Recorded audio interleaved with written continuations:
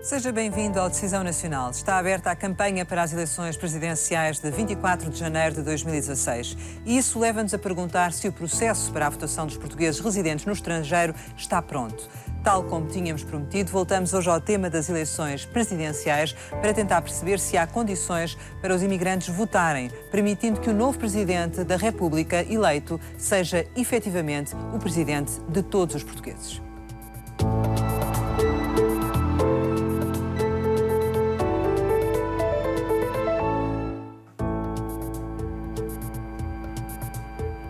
Ao contrário do que se passa nas eleições legislativas, na eleição para o Presidente da República o voto é presencial. Isto significa que há portugueses que têm por vezes de percorrer centenas de quilómetros para poder exercer o seu direito. O número de recenseados tem vindo a aumentar, mas nem sempre esse aumento se traduz em votos. Tanto assim que a abstenção também tem vindo a aumentar. Para nos ajudarem a perceber melhor o que se está a passar, temos connosco João Maria Cabral, Diretor-Geral dos Assuntos Consulares e das Comunidades Portuguesas, João Almeida, porta-voz da Comissão Nacional de Eleições e Pedro Góis, do Observatório para a Imigração. Muito obrigada a todos pela vossa presença e, Dr. João Almeida, começava por si e para lhe perguntar, para nos dar novidades sobre o total de número de recenseados. E digo novidades porque quando estivemos aqui no dia 1 de novembro havia mais 50 mil. Sim, agora a variação não é tão grande. Os dados que disponho, um bocado agregados, são dados de 31 de dezembro, que são os dados que plasmam o momento em que o recenseamento foi suspenso, que foi 60 dias antes da eleição das eleições, portanto, desde 22 de dezembro até 31 não houve alterações, pelo menos formalmente não as podia haver. As alterações que ainda pode haver são alterações em resultado de reclamações e recursos dos cidadãos por qualquer insuficiência ou algum erro da administração e a quem algum tribunal dê razão e, portanto, são alterações pontuais. E os números que têm uma variação pouco significativa, mas vamos ver, não podemos comparar os números... Mas vamos primeiro dizer qual é o número, pode ser? Eu posso dizer, no estrangeiro, e depois vamos à justificação. O total são 302.282. E quando cá estivemos, havia 242.852 eleitores em condições de votar. Não sabemos quantos inscritos no recenseamento. Isto porquê? Porque nas eleições legislativas os cidadãos votam por correspondência e aqueles cuja correspondência para votar tenha sido rejeitada por 2 vezes, diz a lei do recenseamento eleitoral, ficam com o seu recenseamento suspenso para aquela eleição, mas continuam inscritos no recenseamento. Está bem? Portanto, estes números não são diretamente comparáveis. Isto não quer dizer que tenha havido 60 mil eleitores que se inscreveram entre as eleições legislativas e agora. Não é isso. A comparação que podemos fazer é o número de recenseados hoje com o número de recenseados há 5 anos, nas anteriores eleições presidenciais. A verdade é que temos, efetivamente, mais quase portugueses. 80 mil, 70 e tal mil, o que é um número ainda assim significativo. Dr. João Maria Cabral, como é que interpreta este aumento significativo de número de recenseados? Interpreto através de um crescente interesse das nossas comunidades pela vida política, pela situação no país e também por algum esforço que é feito pelas autoridades consulares, diplomáticas e nacionais no sentido de estimular e de chamar as populações ao recenseamento. Ou seja, quando um português se dirige ao consulado para tratar de assuntos diversos... Por regra, é interpelado no sentido de fazer o seu recenseamento. E nesse sentido... Muitas vezes não o faz por uma questão de querer despachar-se, mas de facto o recenseamento é uma atividade relativamente fácil, simples e rápida e, portanto, era um apelo que eu fazia sempre que se dirijam ao consulado, uma vez que o recenseamento tem que ser presencial, a lei assim o determina, mas uma vez que estejam no consulado, aproveitem a oportunidade e recenseiem-se. A verdade, Pedro Góis, é que muitas vezes este interesse pelo recenseamento depois não se traduz em votos e a abstenção continua a atingir níveis elevados na imigração. Como é que interpreta este facto?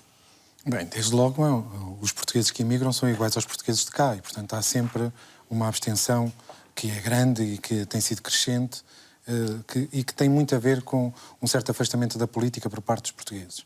Ainda assim, talvez o dado mais interessante seja que dos vários milhões de portugueses que estão hoje fora do país, apenas pouco mais de 300 mil estão recenseados, o que significa que há necessariamente um conjunto muito vasto de portugueses que não se recensearam. Se olharmos para as últimas vagas migratórias dos últimos anos, percebemos que estamos a falar de facto, de uma percentagem ínfima dos que migraram nos últimos 5 anos. E esse dado deve ser um dado que nos deve fazer refletir. João Almeida, está tudo pronto para os portugueses votarem no estrangeiro no que diz respeito àquilo que é as funções da Comissão Nacional de Eleições, nomeadamente a questão do envio dos boletins de voto, enfim, que é uma função também da Secretaria de Estado das Comunidades. E do Ministério da Administração Interna. E do Ministério da Administração Interna. A nossa intervenção é só se desse conjunto de atividades resultar alguma diferença de tratamento entre os eleitores, nós podemos intervir. E podemos, volta e meia, confortar a administração com algumas deliberações que compactuam com alguns procedimentos que não estão claramente admitidos na lei. Por exemplo, neste caso concreto, ainda recentemente deliberámos que era perfeitamente admissível, porque a lei não diz o contrário, é omissa a esse respeito, por exemplo, que os boletins de voto, que os votos recolhidos no estrangeiro e o material necessário para apuramento do resultado final viaje por mala diplomática. Tínhamos dito exatamente o contrário nas eleições legislativas, porque aí a lei é clara e faz parte da garantia mínima de que a cada cidadão que vota ele tem que pôr a carta no correio, digamos assim. Portanto, são situações diferentes, situações diversas, com objetivos diversos. E nós intervimos mais ou menos nesta matéria. Aquilo que sabemos, e vamos acompanhando, é que está tudo pronto. O Sr. Embaixador já recebeu os boletins de voto para expedir, está com eles na mão. E os boletins de voto foram, na verdade, impressos antes mesmo da decisão do Tribunal Constitucional. Ou seja, se os 10 candidatos não tivessem sido aceitos pelo Tribunal Constitucional, arriscaríamos a ter boletins de voto com candidatos que não eram candidatos. Mas vamos ter, com certeza, não sei Houve uma se coincidência, vamos ter não é? ou não, porque, repare, em regra, então em eleições presidenciais é altamente provável que a gente tenha boletins de voto para votar sem que todos os candidatos estejam a concorrer. Porque os candidatos até se a memória me não falha, também não vou aqui à procura, até ao terceiro dia ou ao segundo dia. Nos casos, numas leis eleitorais é o segundo dia, as candidaturas, neste acho que é o terceiro dia. Antes da eleição podem desistir. E às vezes desistem apelando ao voto noutro. E, portanto, ninguém vai imprimir nesses dias e distribuir boletins de voto. Quer dizer, ele consta do boletim de voto na mesma, mas desistiu. O que a lei prevê é que se afixe um edital à porta, que se esclareça às pessoas, que se lhe diga... Portanto, se alguém votar num candidato que não existe... O voto é nulo, diz a lei. Não é?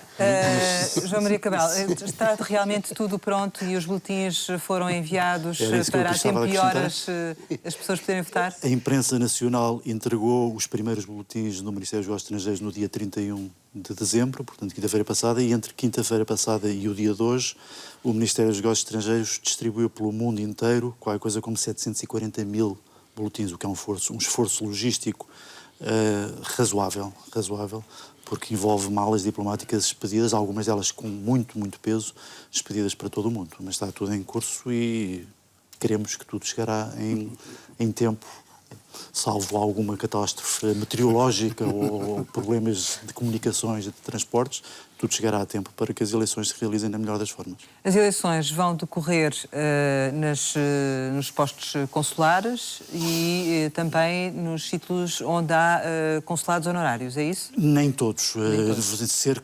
Vão estar envolvidos cerca de...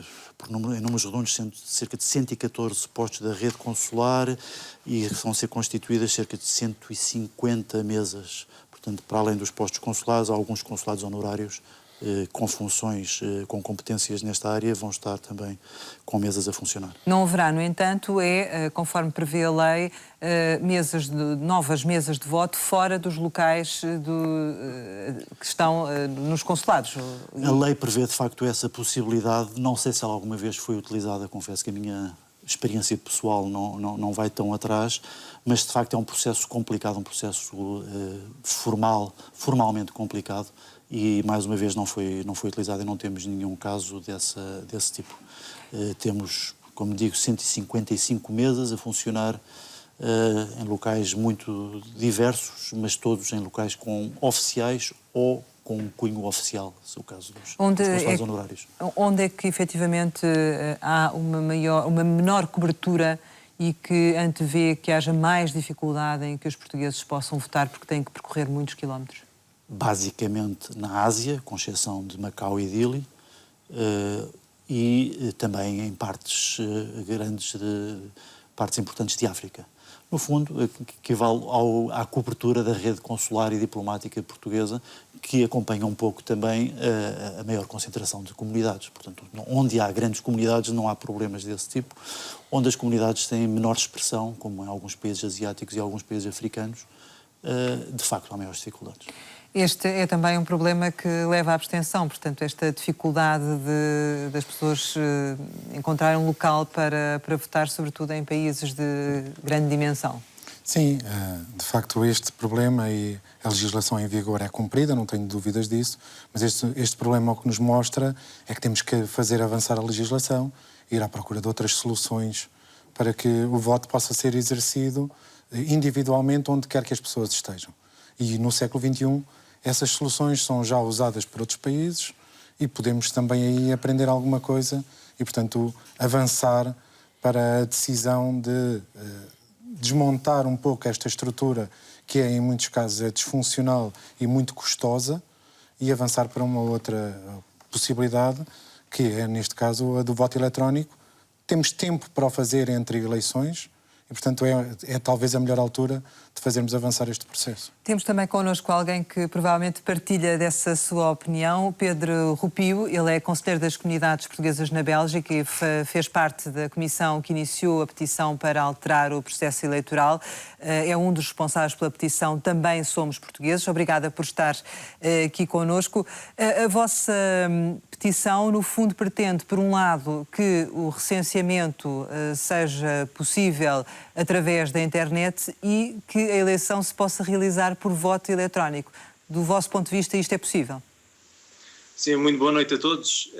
Além do voto eletrónico, que obviamente seria a solução ideal, mas, bom, de qualquer forma, eu considero que não haja atualmente vontade política para chegarmos a essa solução ideal, mas o que também está nessa petição é outra questão fundamental, que é a possibilidade para os portugueses residentes no estrangeiro estarem automaticamente recenseados com a inscrição consular, que isso para mim é uma das questões mais importantes.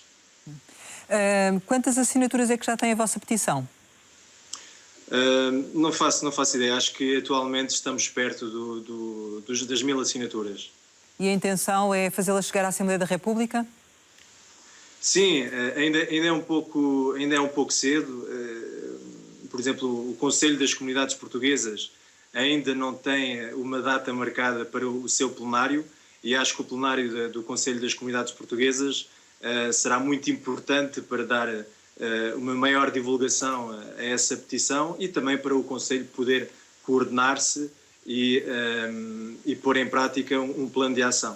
Sente que esta dificuldade é uma das justificações para a abstenção? Sim, sem dúvida. Como estiveram a dizer, aqui na Bélgica há quem tenha que percorrer 300 km para poder votar e a Bélgica é um país pequeno. Pode-se imaginar que a situação ainda é mais complicada na França ou nos Estados Unidos da América ou no Brasil. E depois, também sempre no âmbito da questão da proximidade, posso-lhe dar o exemplo da região parisiense. Há 1 milhão de portugueses e lusodescendentes que vivem na região parisiense e que têm apenas um consulado-geral. E a região parisiense são 12.000 km², que é o equivalente ao distrito de Lisboa, ao distrito do Porto, ao distrito de Braga e ao distrito de Coimbra reunidos. Portanto, isso demonstra bem a dificuldade que pode ter um português residente no estrangeiro para votar ou para se recensear, porque o recenseamento tem que ser feito presencialmente. Eu posso dar aqui o exemplo da Bélgica. Os belgas que residem no estrangeiro têm a possibilidade de fazer o recenseamento por correspondência, o que facilita imenso. Pedro Rupio, muito obrigada pelos seus esclarecimentos e pelo seu contributo também para compreendermos melhor, na verdade, as necessidades dos portugueses residentes no estrangeiro. João Almeida, o recenseamento feito desta forma, como sugere aqui esta petição, é viável do seu ponto de vista? Há várias questões que são colocadas e algumas... Viável é sempre, no fundo, é uma questão aqui de opção política, não é? Algo, mas sim, vamos que lá seja ver. rápido e eficaz.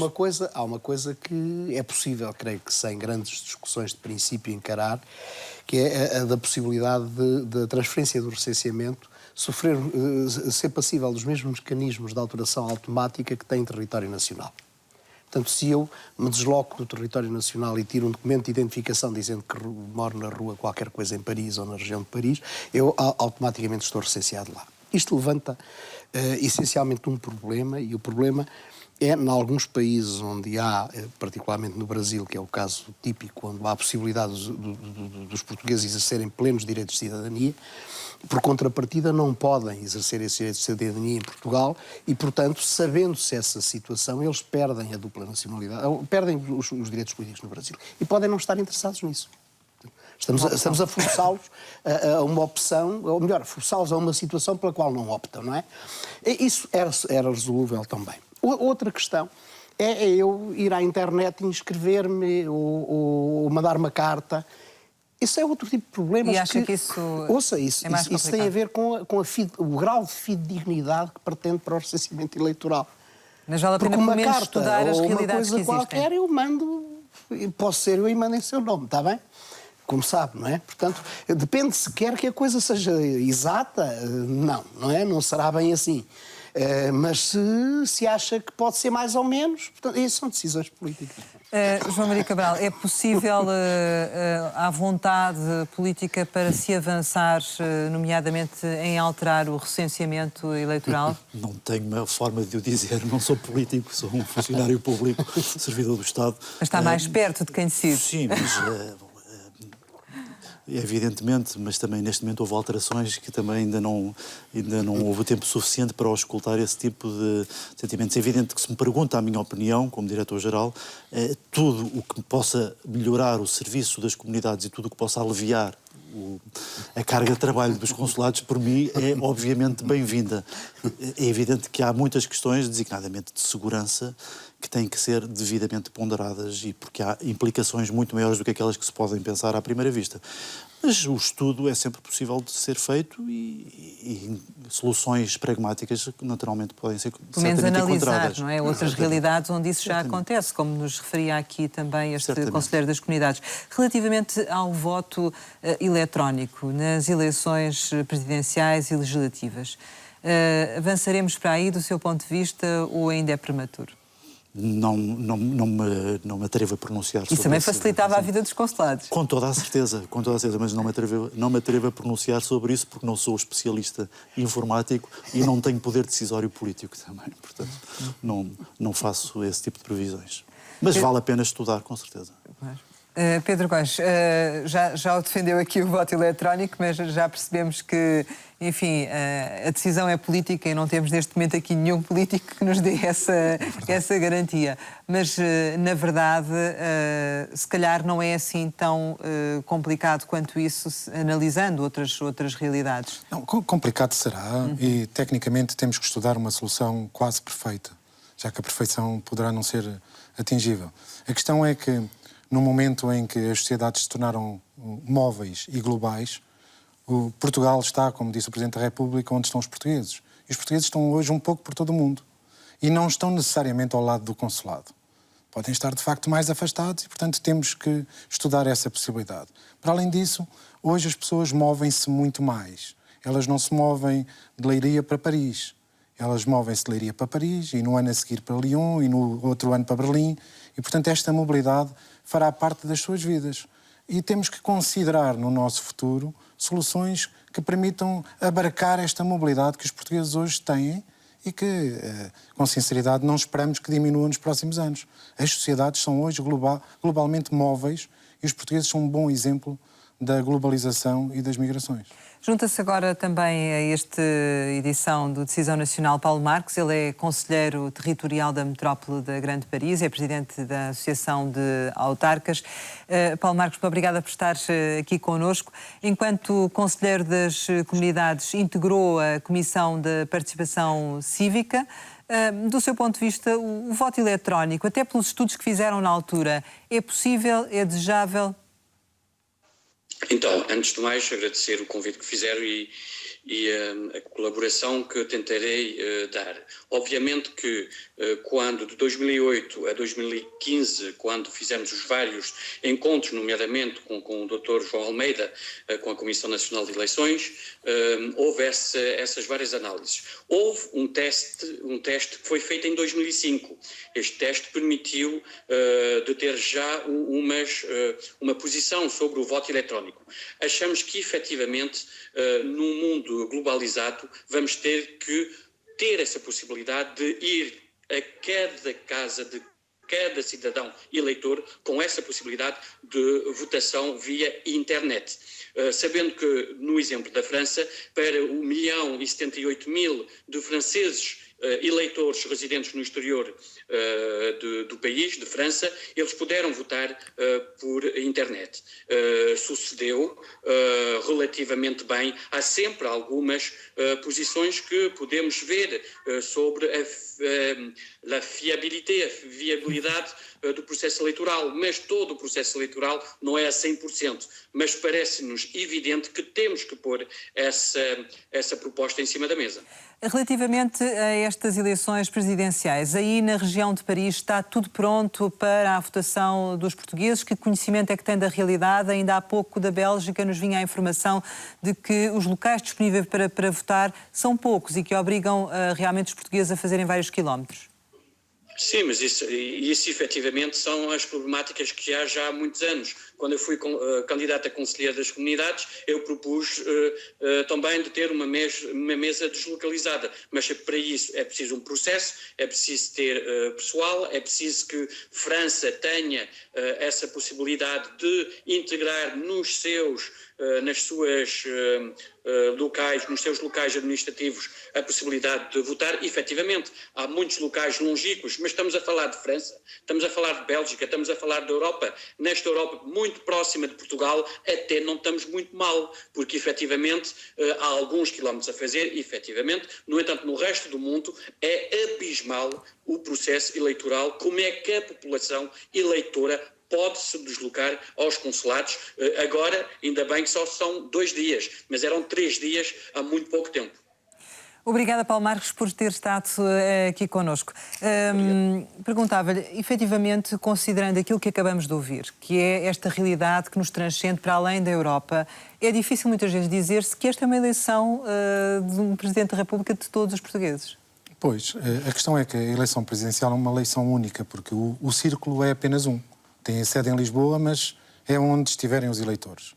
E atendendo a que assim é, uma vez que só há 300.000 portugueses recenseados no exterior, esta eleição é global, porque todos os que estão inscritos podem votar. Agora, se o Estado português, se a legislação nacional, se os nossos procedimentos e a nossa tradição esclarecem da melhor forma de votar e depois os procedimentos são conformes ao nosso desejo de que as pessoas votem, isso eu acho que não. Acho que ainda há muito a fazer. João Almeida, esta experiência de 2005 chegou a ser analisada e chegaram a tirar algumas conclusões sobre ela ou não? Que se falava aqui? Sim, foi nas legislativas. A experiência foi conduzida pela então UMIC, pela unidade de projeto que o Governo de então tinha, a unidade de missão que o Governo de então tinha constituído. A experiência foi positiva, as coisas funcionaram. Os problemas são variados, mas há um que é de conceitos sobre tudo isto. É evidente que a solução a que as pessoas apelam, a solução ideal, é o voto livre, não presencial, eletrónico e utilizando a internet como veículo para votar e não para transmitir os dados, está bem? Ou para transmitir o voto perante terceiros. E esse é um problema sério também. É um problema a regra geral no mundo é que o voto é presencial. E a nossa Constituição também impõe a pessoalidade e a pessoalidade tem que ser verificada. E há 2 aspectos. Um que os técnicos da matéria hoje garantem que é possível resolver, e eu acredito perfeitamente, que é a questão da identificação da pessoa. Podem ser pedidos tantos dados que a pessoa... Claro que isto é quase absurdo, que a pessoa, só ela é que os conhece, não é? Agora, há uma coisa que não garante, é que a pessoa vota em inteira liberdade. Que a pessoa, no momento em que está a votar, não está constrangida por ninguém. Nós queremos que se perca esta garantia? Em nome de mais alguma participação? Fica a pergunta. Fica para a a resposta do poder político. Fica a pergunta. Agora posso lhe dizer, quer dizer, como aliás disse e recordo, a Comissão Nacional de Eleições já se pronunciou várias vezes sobre esta matéria. Na última foi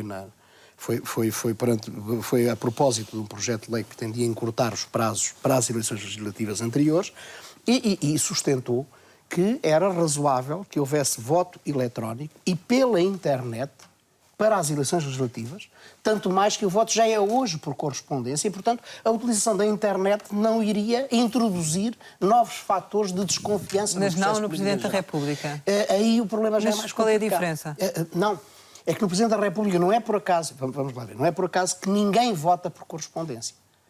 Quem vota por correspondência para círculos limitados tem uma razão. É essa de facto, a diferença. Já não tem ninguém a ver se é livre, não é, se é o próprio, não é? Posso dizer que muitas vezes não é o próprio. Estamos a falar de um círculo único. Muitas vezes não é o próprio. Já agora, permita-me, que é para as pessoas também saberem o que há nisto tudo. Um dia que presidia uma Assembleia, porque nas eleições legislativas, a Comissão Nacional de Eleições designa um membro para presidir a cada uma das assembleias de apuramento dos círculos da Europa e de fora da Europa, e eu presidindo uma, recebi das mesas que estavam a contar os votos, um voto nulo que vinha acompanhado de uma carta. E a carta era simples, era uma senhora, que era uma coisa ternurenta, a dizer: meus senhores, aqui vai o voto do meu pai, ele morreu, sempre votou e eu não quero deixar de o fazer por ele. São situações extremas também. Pois é, mas agora pense isto utilizado como forma de promover uma votação massiva numa certa força política ou outra que tem a possibilidade de aceder. Mas há vários países que têm voto eletrónico. E, portanto, é uma Desculpe, questão... mas muito poucos. Ainda, A Lituânia, a mais não sei o quê, a Estónia, muito poucos. Voto eletrónico em mobilidade, muito poucos. Voto eletrónico presencial, há muitos, até o Brasil. Vamos, já percebemos que esta é efetivamente uma questão para o poder político decidir. João Maria Cabral, este processo eleitoral de voto presencial obriga também, imagino, a um trabalho redobrado por parte dos consulados e dos funcionários consulares. O que é que se tem passado nos últimos dias? Como? O que é que se tem passado nos últimos dias nesse Temos estado a montar o mecanismo todo e no dia 23 e 24, porque no estrangeiro, como se sabe, a votação decorre ao longo de 2 dias, com exceção dos postos consulares que ficam ao ocidente de Portugal, porque esses no dia 24 encerram ao mesmo tempo que os votos. É preciso terem atenção, não pensarem nos Estados Unidos, por exemplo, ir votar às 6 da tarde, porque já vão encontrar as mesas fechadas, porque elas fecham ao mesmo tempo que em Portugal. E, portanto, é preciso ter atenção também às diferenças horárias, não é? Exatamente, a todos os postos ao ocidente de Portugal. Claro. Quando as mesas fecham em Portugal, fecham em todo o mundo. Claro. Não há lugar a mais votos. Mas a máquina está toda montada, os postos consulares estão preparados, as mesas eleitorais estão constituídas, as pessoas estão identificadas. Não adivinha problemas que possam Neste existir? momento não antevejo, evidentemente problemas existem sempre, é possível evitá-los, mas a máquina está montada e tudo irá correr da melhor forma, tenho a certeza. Quando é que... Diga. Gostaria só de... Não Sim. sei se ainda vou ter a oportunidade de o fazer ou não, mas estamos a falar no voto no estrangeiro, e é o tema principal, mas os consulados e o Ministério têm outra função importante, que é a de permitir o exercício do voto antecipado, isto é, daquelas pessoas que estão deslocadas no estrangeiro. Exatamente. Durante o período eleitoral. E esses já votaram, deslocados transitoriamente. Não, vão votar entre o dia 12 e 14 de janeiro, dentro das condições específicas determinadas por lei. Não é uma pessoa qualquer, há requisitos específicos bem definidos na lei. Mas entre eles, e era isso que eu queria chegar, entre eles estão todos os militares e civis portugueses envolvidos em operações de paz. E cabe ao Ministério dos Negócios Estrangeiros assegurar que esses portugueses têm a possibilidade de votar. E, nesse sentido, serão feitas missões por colegas meus que se deslocarão ao Afeganistão, ao Iraque, à Somália, ao Mali, à República Centro-Africana, ao Kosovo, em missões complicadas, logisticamente e em termos de segurança, mas que, evidentemente, serão feitas com a maior dos honras e prazer. Nesse período que referiu. Entre dia 12 e dia que está tudo organizado. Os militares que estão estacionados nesses postos têm conhecimento, está tudo já organizado, e nesses dias, no total, penso que estamos a falar de cerca de 250 militares, terão a oportunidade, militares e civis, envolvidos em operações, de poder exercer o seu direito de voto. Estamos mesmo a chegar ao final, queria apenas perguntar, João Almeida, quando é que vamos saber os resultados da imigração? Isso vão ser sabidos nos dias imediatos à votação, porque a lei recomenda que o apuramento seja transmitido por meios eletrónicos, por fax, por telecópia, para ser mais correto. Não há uma data prevista para... Não, o apuramento intermédio começa no dia seguinte à eleição e o apuramento final começa no terceiro dia posterior à eleição. Vamos ver, então. Demora relativamente pouco tempo, só se houver algum incidente. Por exemplo, na eleição anterior houve alguém que mandou uma ata de apuramento local. E não correu bem, mas esperemos que desta vez corra tudo bem. Muito obrigada a todos pela vossa presença. Ficamos por aqui, esperando ter dado um contributo para que se compreenda melhor o que se vai passar na votação para a eleição do Presidente da República no dia 24 de janeiro, no caso das comunidades 23 e 24 de janeiro. Envie as suas sugestões para decisaonacional@rtp.pt. Regresso na próxima semana e conto consigo, porque esta decisão nacional é sua e acontece aqui todas as semanas na RTP Internacional.